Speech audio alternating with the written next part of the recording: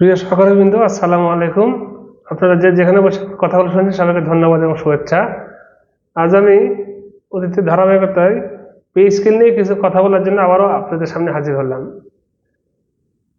গতকাল, গত পরশু এবং আজ সকাল থেকে আজ পর্যন্ত এই সময় পর্যন্ত পে স্কেল সংক্রান্ত বেশ কিছু রিপোর্ট মিডিয়াতে বা মিডিয়ার বিভিন্ন পোর্টালে, জাতীয় দৈনিকগুলো বিভিন্ন পোর্টালে বেশ প্রচার পাচ্ছে। যদিও খবরগুলোর প্যাটার্ন একই, গত 2-3 দিন থেকে যে খবরগুলো প্রকাশ পাচ্ছে ওই প্যাটার্নে, একই প্যাটার্নে, মোটামুটি একই ধরনের প্যাটার্নেই খবরগুলো প্রকাশ পাচ্ছে। খুব একটা ব্যতিক্রমী নিউজ কোনো ইয়েতে দেখা যাচ্ছে না। ওই খবর নিউজগুলো সব একই প্যাটার্নের, যে শিরোনামের সাথে ভিতরের নিউজের খুব একটা মিল নাই। সব ওই একই অবস্থা, যে সর্বোচ্চ বেতন, সর্বনিম্ন বেতন এত হবে, কত হবে। দেখুন, ভিতরে গেলে যেটা দেখা যাচ্ছে সেখানে সেই হেডিং এর সাথে, শিরোনামের সাথে ভিতরে খবরে খুব একটা মিল পাওয়া যায় না। পরিষ্কার কোনো ধারণা সেখানে নাই। বিভিন্ন ইয়েতে যেটা দেখা যাচ্ছে যে সর্বোচ্চ বেতন 1,20,000 এবং সর্বনিম্ন 18,000 বা 17,000 এরকম দেখা যাচ্ছে, এবং বেতনের অনুপাত 1:8। এবং সেখানে সবচেয়ে ইন্টারেস্টিং আমার কাছে যেটা লাগতেছে যে 21 তারিখকেই নাকি রিপোর্ট দিয়ে দিবে, চূড়ান্ত রিপোর্ট। তো আসলে এটা কি সম্ভব? আমার তো মনে হয় না সম্ভব। কেন সম্ভব না সেটা আমি এর আগেও বিভিন্ন আলোচনাতে বলছি, আজকেও বলি। 21 তারিখে পে কমিশনের মিটিং আছে সচিবদের সাথে নিয়ে। সেই মিটিংয়ে যদি ধরে নিলাম সকল সমস্যাগুলো হয়ে যায়, মিটমাট হয়ে যায়, সিদ্ধান্ত হয়ে যায়, তাহলে কি সাথে সাথে রিপোর্ট হয়ে গেল? রিপোর্টে তারও আনুষঙ্গিক অনেক কিছু কাজ থাকে, সেগুলো ড্রাফট করা লাগবে, লেখা লাগবে, সেই রিপোর্টগুলো পূর্ণাঙ্গ প্রতিবেদন হিসাবে তৈরি করা লাগবে, তারপরে না এটা জমা দেওয়া লাগবে। তো ওটা করতে তো 2-4 দিন সময় লেগে যাবে, কারণ ওনারা তো আর ক্লার্ক না, বা ওনাদের যারা ক্লার্ক বা সরকারি যেগুলো আছে তারা তো আর আমাদের মতো ছোটখাটো চাকরি করে না। তারা সচিবালয়ে চাকরি করে, তারা অনেক নামি দামি মানুষ। ওদের কাজ করতেও আমাদের কাজ করতে 1 দিন লাগে, ওদের কাজ করতে সে কাজ করতে 5 দিন লাগে, কারণ ওরা রাজার বাড়িতে চাকরি করে। আমরা তো রাজার বাড়িতে চাকরি করি না, ওরা রাজার বাড়িতে চাকরি করে। তো একটা বিষয় গেল। তো কিন্তু মিডিয়াগুলো প্রচার করতেছে 21 তারিখে রিপোর্ট দিয়ে দিবে, আজকে দিয়ে দিল, মেনে নিলাম, হয়তো 21 তারিখে দিয়ে দিল। কিন্তু 21 তারিখে দেওয়ার পরে কি এটা বাস্তবায়নের দিকে চলে যাবে? তো 21 তারিখে দেওয়ার পরে যদি বাস্তবায়নে না যায়, তাহলে আগামীতে এই বাস্তবায়নের যে কতগুলো ধাপ আছে, কতগুলো চ্যালেঞ্জ আছে, এগুলো কি আপনারা বুঝতেছেন না, নাকি বুঝেও না বোঝার মতো করে অতিরিক্ত আশান্বিত হয়ে আশায় বুক বাঁধতেছেন? আমার মনে হয় এই বিষয়গুলো একটু ক্লিয়ার হওয়া দরকার। আমি যে কথাগুলো বলি, আমি যে কন্টেন্টগুলো তৈরি করি, তো তাতে অনেকেই আমার কন্টেন্টে বিষয়ে এভাবে মতামত দেন আমি নেগেটিভ কথা বলি। ভাই, আপনি কি নেগেটিভ মানুষ? আমি শুধু নেগেটিভ কথা বলেন? ভাই, আমি নেগেটিভ মানুষ না, আমি আপনাদের মতো আশান্বিত একজন মানুষ। আমিও চাই এটা বাস্তবায়ন হোক, কারণ এটা বাস্তবায়ন হলে আমিও লাভবান হব। কিন্তু বাস্তবতা হচ্ছে এই মিথ্যা আশায় আশান্বিত হওয়ার মানুষ আমি না। আমি আপনাদের সামনে তুলে ধরি যেটা বাস্তবতা নিজেকে কথাগুলো বলার চেষ্টা করি, যাতে এখান থেকে আপনারা প্রকৃত সত্য উপলব্ধি করতে পারেন। সেই জন্যে তো যেটা বলতেছিলাম, তো কারণ এই কমিটি রিপোর্ট দেওয়ার পর ধরে নিলাম 21 তারিখে রিপোর্ট দিয়ে দিল, তারপরেও আরেকটা, কেন অর্থ উপদেষ্টা কথা বলতে বলছেন যে বাস্তবায়নের জন্য আরেকটা কমিটি করে দেবো, তো সেই কমিটি করা হয়েছে, তো সেই কমিটির কাছে যেতে হবে। সেই কমিটি অনুমোদন দিলে তারপরে উপদেষ্টা পরিষদে যাবে, সেখানে পাস হওয়ার পর এটা গ্যাজেট আকারে। তাহলে এখন সামনে আমাদের হাতের সময় কতদিন আছে? আজকে 18 তারিখ শেষ, কালকে 19 তারিখ। 21 তারিখের পরে যদি ধরে নেওয়া হয়, তাহলে 21 তারিখ থেকে সামনে আর 10 দিন সময়, 10-20 দিন সময় পাওয়া যাবে ধরে নিলাম, বা 20 দিন পাওয়া যাবে না, কারণ 12 তারিখে যদি ভোট হয় আর 2-3 দিন আগে সকল কাজ, 5 দিন আগে সকল কাজকাম বন্ধ হয়ে যাবে। ধরে নিলাম 7 তারিখ, ওইদিকে 7 দিন, এদিকে 10 দিন, তাহলে 17 দিন। এই 17 দিনে কি এতগুলো কাজ সম্পন্ন করা সম্ভব আদৌ? অর্থাৎ এখন পে কমিশনের রিপোর্ট বাস্তবায়ন, অর্থাৎ নতুন পে স্কেল বাস্তবায়নে সবচেয়ে বড় যে চ্যালেঞ্জ আমার কাছে মনে হয় সময়। আমি আগে বলছি, এখনো বলতেছি, এখন যে কাজগুলো বাকি আছে এই কাজগুলো এই সময়ের মধ্যে আসলে সম্পূর্ণ করা সম্ভব কিনা, এটা কিন্তু অনেক বড় একটা প্রশ্ন। আমার তো মনে হয় না এই স্বল্প সময়ের মধ্যে যে ম্যারাথন কাজগুলো আছে এই কাজগুলো সম্পূর্ণ করা আসলে সম্ভব, কারণ সময়টা এখানে বড় একটা বাস্তবতা।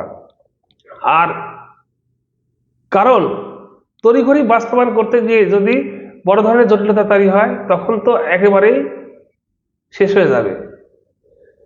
তো আসলে তড়িঘড়ি, কারণ এখানে অনেকগুলো বিষয় আছে, পে ফিক্সেশনের বিষয় আছে, অনেকগুলো বিষয় আছে, এই বিষয়গুলো জটিলতা এড়াতে হবে, অনেকগুলো বিষয়।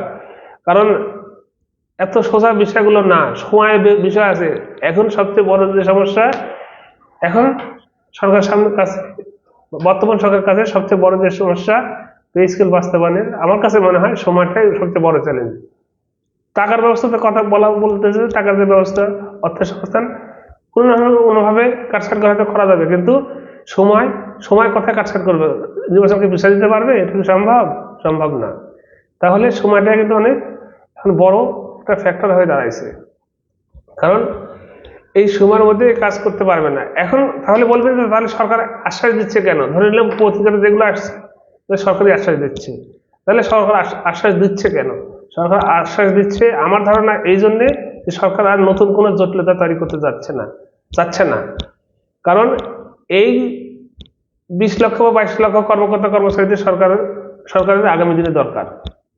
নির্বাচন সুষ্ঠুভাবে পরিচালনা করতে, নির্বাচন সুষ্ঠুভাবে সম্পূর্ণ করতে এই কর্মকর্তা কর্মচারীদের সরকারের দরকার। তাই সরকার কোনো মতেই যাচ্ছে না এই কর্মকর্তা কর্মচারীদের বিরাগভাজন হতে, যার কারণে সরকার মাথা গায়ে হাত বোলায় কাজ করার চেষ্টা করতেছে।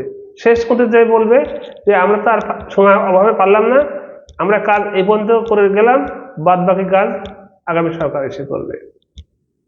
তাহলে কি অবস্থা দাঁড়াবে? তখন কি এই নির্বাচনের 5 দিন আগে আন্দোলনে নামবেন আপনারা, বা নামা সম্ভব আদৌ? আর নামলে কি তখন রেজাল্ট আসবে না। তো অতএব এখনো মানে প্রেশারাইজ করার কিছুটা সময় থাকতে পারে, কারণ এই জন্য বলতেছি প্রেশারাইজ করেও এই সরকারের আমলে পে স্কেল বাস্তবায়ন করা আদৌ আসলে সম্ভব হবে বলে মনে হয় না।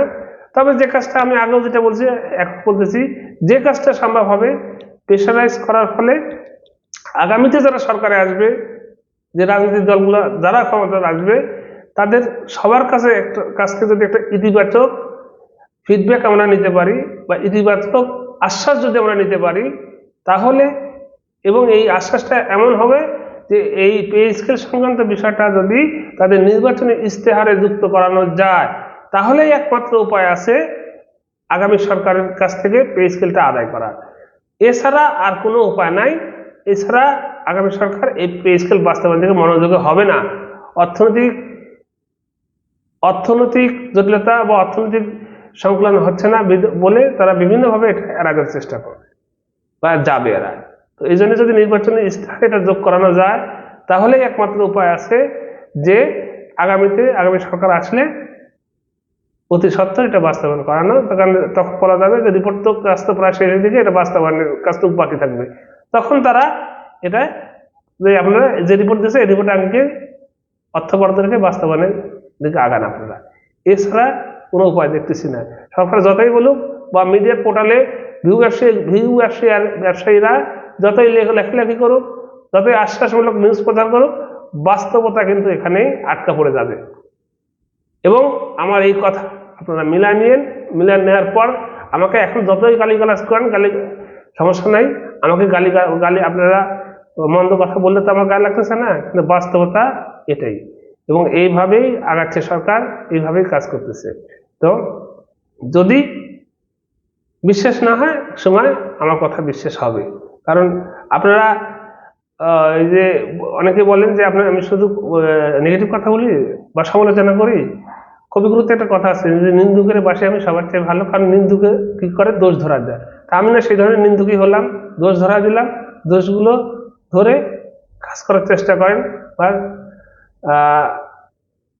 হওয়ার চেষ্টা করেন, নিজেকে তৈরি করার চেষ্টা করেন, সাবধান হওয়ার চেষ্টা করেন। এই পয়েন্ট ধরে কাজ করে, এই যে বললাম, যদি সম্ভব হয়, যদি পারা যায়, এটাই সবচেয়ে ভালো অপশন আমার কাছে মনে হয় যে আগামী রাজনীতি যারা ক্ষমতা আসবে বা আমাদের দেশে রাজনীতি দল যারা নির্বাচনমুখী রাজনৈতিক দল যেগুলো আছে যারা নির্বাচনে আছে তাদের নির্বাচনী ইশতেহারে পে স্কেলে ঢোকানো যায় কিভাবে সেই চিন্তা সবারই মনোযোগ দেওয়া উচিত। না হলে বড় ধরনের সমস্যা আমরা পড়বো। পে স্কেল যে বাস্তবায়নের এখন যে চ্যালেঞ্জ, এই মানে সবচেয়ে এই চ্যালেঞ্জে সবচেয়ে বড় যে বাধা, বড় যে বিপত্তি, সেটা কিন্তু আমার কাছে মনে হয় আপকামিং সময়টাই। কারণ নির্বাচন আগে যে কয়েকদিন সময় আছে এই সময়ের মধ্যে এই পে স্কেলের যে কাজগুলো বাকি আছে এটা করা আসলে অনেক দুরূহ। এখন যদি হয় ভালো কথা, আমার কাছে আমার বিশ্বাস হয় না। তো আজকে এই পর্যন্তই। আমার কথাগুলো যদি কারো ভালো লাগে, কারো যদি যুক্তিযুক্ত মনে হয়, ভালো অনেকে নাও লাগতে পারে, তবে যুক্তিযুক্ত মনে হয় তাহলে আমার পাশে থেকে আমার চ্যানেলটাকে সাবস্ক্রাইব করবেন এবং আমার এই নামে এই চ্যানেলের নামে একটা ফেসবুকে পেজ আছে, পেজটাকে ফলো করবেন। ধন্যবাদ সবাইকে। আজকের মতো এখানেই আসি। Thank you for watching.